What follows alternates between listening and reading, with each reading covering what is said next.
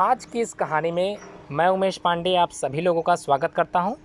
आज इस कहानी का जो शीर्षक है वो है चोर बना महात्मा। तो किस प्रकार एक चोर महात्मा बन जाता है और अपने चोरी के इस कार्य को त्याग देता है। तो चलिए आज की इस कहानी को अच्छे से सुनते हैं। एक बार एक चोर जब मरने लगा तो उसने अपने बेटे को बुलाकर एक नसीहत दी। अगर तुझे चोरी करनी है तो किसी गुरुद्वारा, धर्मशाला या किसी धार्मिक स्थान में मत जाना, बल्कि इनसे दूर ही रहना। और दूसरी बात, अगर कभी पकड़े जाओ तो यह मत स्वीकार करना कि तुमने चोरी की है, चाहे कितनी भी सख्त मार क्यों ना पड़े। चोर के लड़के ने कहा, सत्य वचन। इतना कहकर वह चोर मर गया और उसका लड़का रोज रात को चोरी करता रहा। एक बार उस लड़के ने चोरी करने के लिए किसी के घर के ताले तोड़े, लेकिन घर वाले जग गए और उन्होंने शोर मचा दिया। आगे पहरेदार खड़े थे। उन्होंने कहा, आने दो, बचकर जाएगा कहाँ। एक तरफ घर वाले खड़े थे और दूसरी तरफ पहरेदार खड़े थे। अब चोर जाए भी तो कहाँ जाए। वह किसी तरह बचकर वहाँ से निकल गया। रास्ते में एक धर्मशाला पड़ती थी। धर्मशाला को देखकर उसको अपने बाप की सलाह याद आ गई कि धर्मशाला में कभी मत जाना, लेकिन वह अब करे भी तो क्या करे।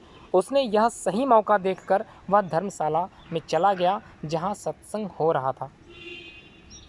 वह बाप का आज्ञाकारी बेटा था, इसलिए उसने अपने कानों में उंगली डाल ली थी, जिससे सत्संग के वचन उसके कानों में न पड़ जाएं। लेकिन आखिरकार मन अड़ियल घोड़ा होता है, इसे जिधर से मोड़ो या उधर नहीं जाता। कानों को बंद कर लेने के बाद भी चोर के कानों में यह वचन पड़ गए कि देवी देवताओं की परछाई नहीं होती। उस चोर ने सोचा कि परछाई हो या ना हो, इससे मुझे क्या लेना देना। घर वाले और पहरेदार पीछे लगे हुए थे। किसी ने बताया कि चोर धर्मशाला में है। जांच पड़ताल होने पर वह चोर पकड़ा गया। पुलिस ने चोर को बहुत मारा, लेकिन उसने अपना अपराध कबूल नहीं किया। उस समय यह नियम था कि जब तक मुजरिम अपराध न स्वीकार कर ले तब तक उसे सज़ा नहीं दी जा सकती। उसे राजा के सामने पेश किया गया।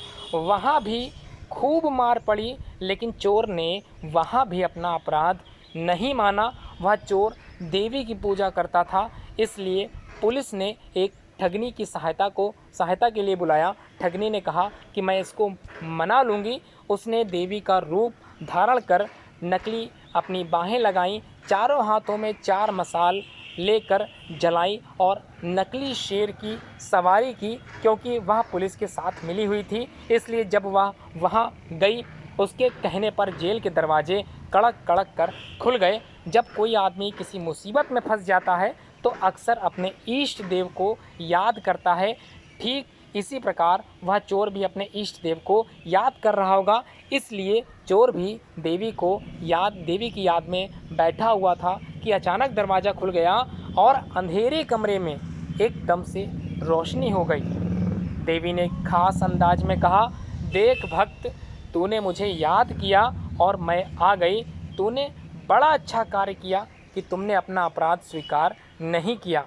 अगर तूने चोरी की है तो मुझे सच सच बता दे, मुझसे कुछ भी मत छुपाना, मैं तुम्हें फ़ौरन आज़ाद करवा दूंगी। चोर देवी का भक्त था।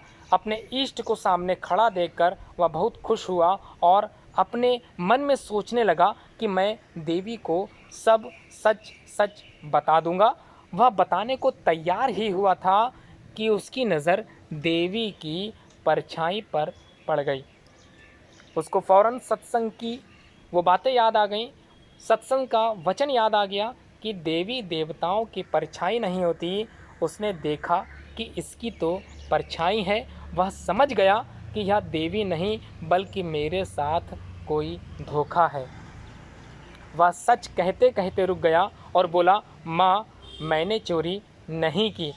अगर मैंने चोरी की होती तो क्या आपको पता नहीं होता? जेल के कमरे के बाहर बैठे हुए पहरेदार चोर और ठगनी की बातचीत नोट कर रहे थे। उनको और ठगनी को विश्वास हो गया कि यह चोर चोर नहीं है।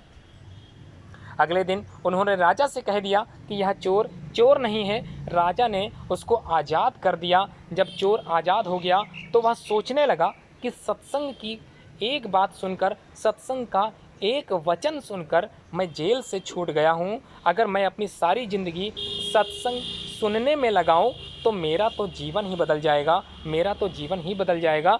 अब वह प्रतिदिन सत्संग में जाने लगा और चोरी का धंधा छोड़कर अच्छा इंसान अर्थात महात्मा बन गया, महात्मा बन गया। तो इस कहानी से जो हमें शिक्षा मिली, कलयुग में सत्संग ही सबसे बड़ा तीर्थ है। इसलिए आप सभी लोगों से मेरा निवेदन है कि सत्संग के कुछ वचनों को अपने दिमाग में अवश्य डालें। ये आपके पूरे जीवन काल में आपकी सहायता करेंगे। आज की इस कहानी को पूरा सुनने के लिए आप सभी लोगों का धन्यवाद।